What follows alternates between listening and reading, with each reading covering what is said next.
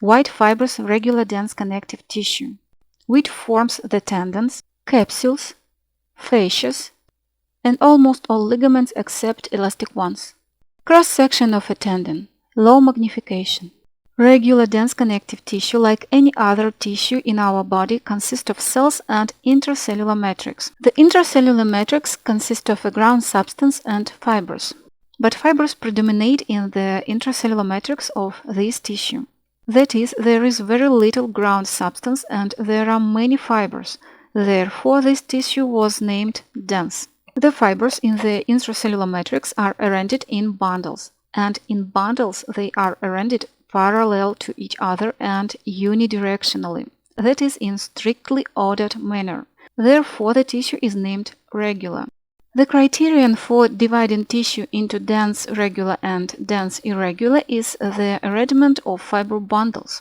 In dense regular connective tissue, fiber bundles go in one direction, and in dense irregular connective tissue, fiber bundles go in 3 different directions. The parallel arrangement of the fibers is clearly visible not on this preparation, but on the longitudinal section of the tendon. Well, since this is a white tissue, it means that collagen fibers predominate in it. This doesn't mean that there are no elastic fibers at all. They are there, but they are few and they are not detected by this staining method.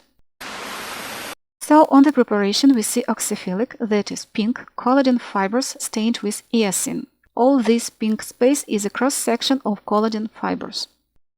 Dense connective tissue contains a small number of cells, including fibroblasts and fibrocytes, but fibroblasts are rare. Fibrocytes in a tendon are named tendon cells or tenocytes.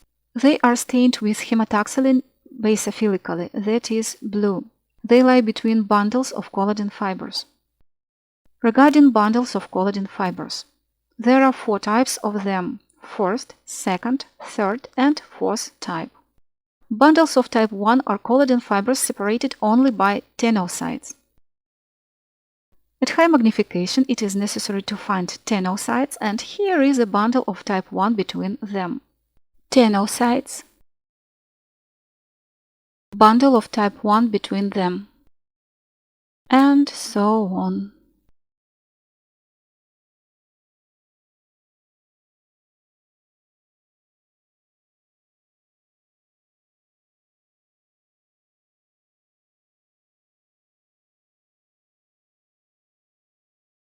Bundle of type 2 consists of bundles of type 1, surrounded by a thin layer of loose connective tissue.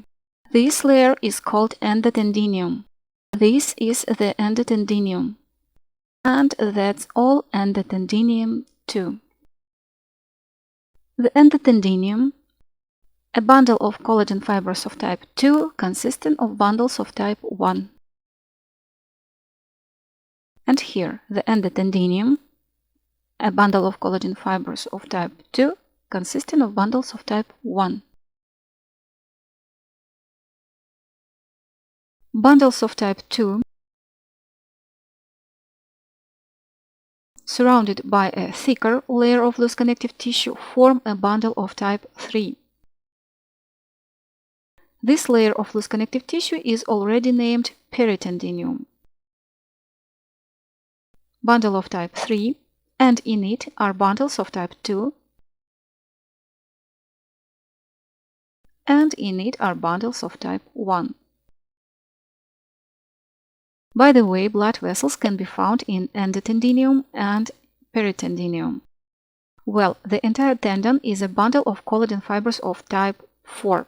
The bundle of type 4 is also surrounded by loose connective tissue, but with a rather thick layer called epitendinium.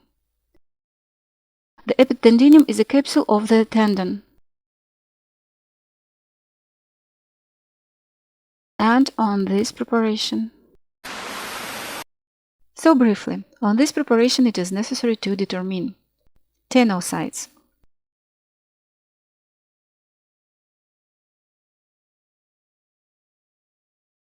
transversely cut collagen fibers, bundles of collagen fibers of type 1,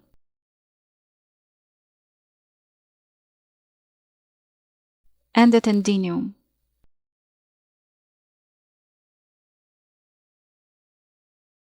Bundles of collagen fibers of type 2.